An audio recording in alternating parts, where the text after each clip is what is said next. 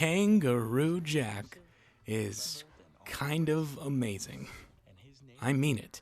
It really is a grand achievement. In fact, it may be the best movie ever made with Kangaroo in its title. Okay, but seriously, am I really saying that Kangaroo Jack is good? Well, I don't know. Let me avoid the question by telling a quick story. Way back in 2003, when I was very, very young, I saw Kangaroo Jack for the first time. My grandma took my cousins and I to see it in theaters. Once the movie was over, my grandma was very upset. She couldn't believe how inappropriate it was for a kids' movie. How could it be rated PG? Why was a movie like this even made? The critics apparently agreed with her because it got bad reviews. Like, bad reviews.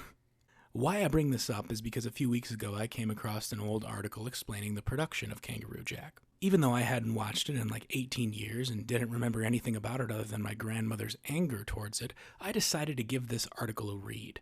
And boy, am I glad I did. According to this article, Kangaroo Jack was originally a rated R dark comedy, but it was terrible. It was a bad movie. Test audiences hated it so much, it likely wasn't even going to be released. So, if the filmmakers wanted this movie to exist, they would have to drastically alter it. But fear not, they knew exactly what to do. Because there was one scene that the test audiences liked, the one with the kangaroo. So the producers figured they could lean into this. They could add more kangaroos, even change the title of the movie to something with kangaroos in it. They could carve the film into something so unrecognizable that they could market it to children. Because even if they couldn't salvage it into something good, it wouldn't matter. Kids are stupid. They'll like anything, especially silly CGI animal characters. So, with only minimal reshoots and the addition of a CGI kangaroo, the violent adult comedy was mutilated into a kids' movie. After learning this, I was curious. What was the original version like? Could I watch Kangaroo Jack today and piece together the original story? Again, all I remember about the film is that my grandma was shocked it was made for children, but is it really that bad? So, I'm not ashamed to admit that I watched Kangaroo Jack, something I hadn't done since 2003. And you know what? I didn't hate it. I've seen far worse movies get far better reviews. Some moments in it are legitimately hilarious. Some story beats are actually pretty good. I mean, Christopher Walken and Michael Shannon play the bad guys.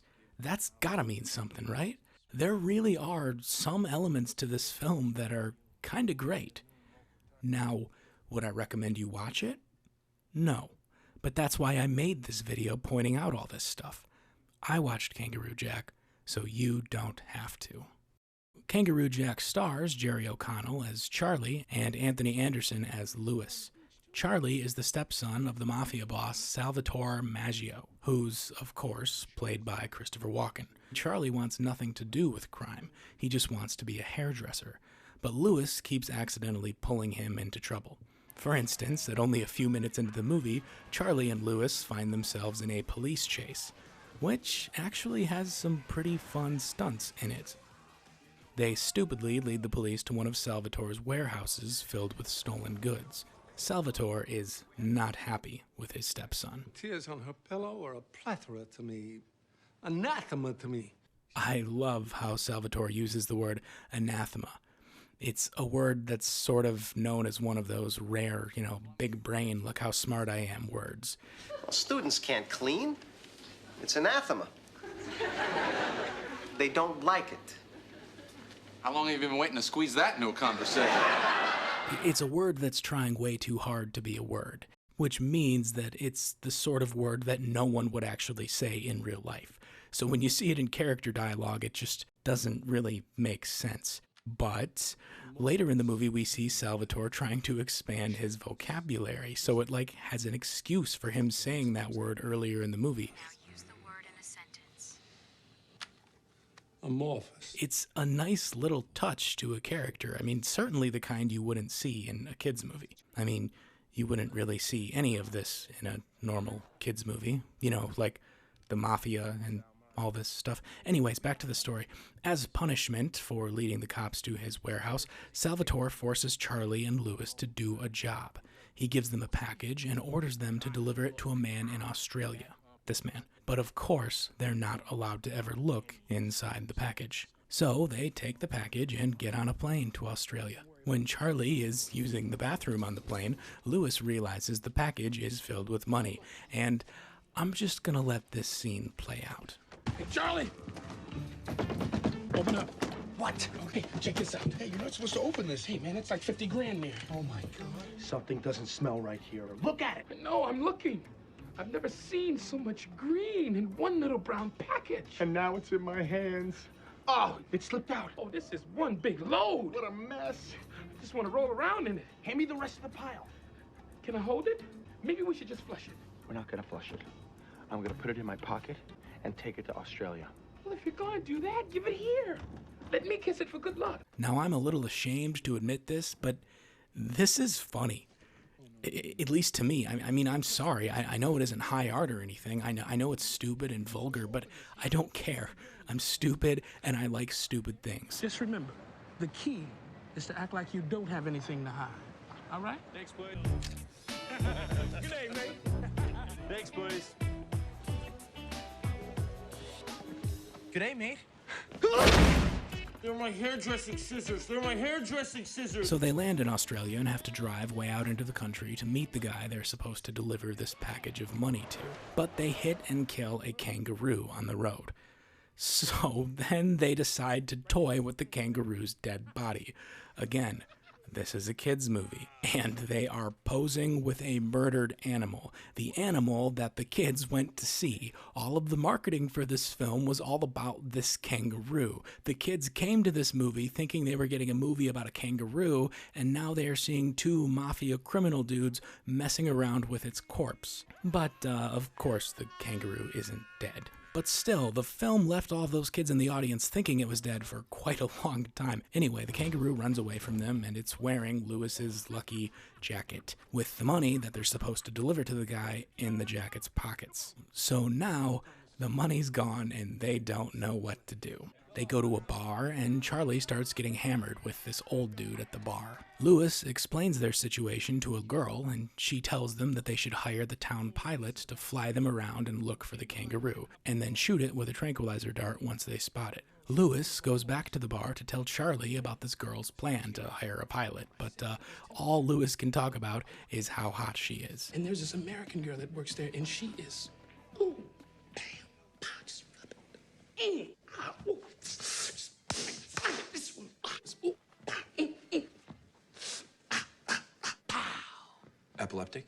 Okay, again, that's a good joke. Not really a kid's joke, but I like it.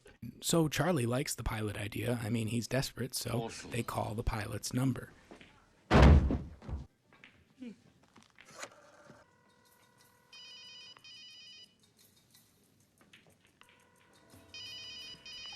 And of course, it's the man Charlie just spent the last hour getting drunk with. Again, not a bad joke. I like it. But the pilot says he flies drunk all the time, so they fly around anyways. And then they accidentally shoot the pilot with a tranquilizer dart, and they crash. So Charlie and Louis wander into the desert to find help. Charlie has a hallucination out in the middle of the desert and quickly realizes that his eyes are deceiving him. So when he sees that pretty girl from before, he assumes it's another hallucination. So he decides to sexually assault her. They feel so real. She knocks him out, and he imagines the kangaroo doing a rap thing. I mean, they needed to put this scene somewhere in the movie if they're going to put it in all the trailers. When Charlie wakes up, the girl gives him some medicine. Drink this. It'll bring down the swelling. Unfortunately, it'll also make your testicles fall off. I'm kidding. It won't bring down the swelling. Again, not really a kid's joke, but I still can't help but like it. I mean, these aren't that bad of jokes, but I can't really say the same about the camel part. Oh, come on. Oh. Get used to it, boys. Camels do that. Also, listen to her lines here. Her lines are clearly redubbed. Well, when the water dries up in the basins, the kangaroos head for the rivers. Ooh, what's that?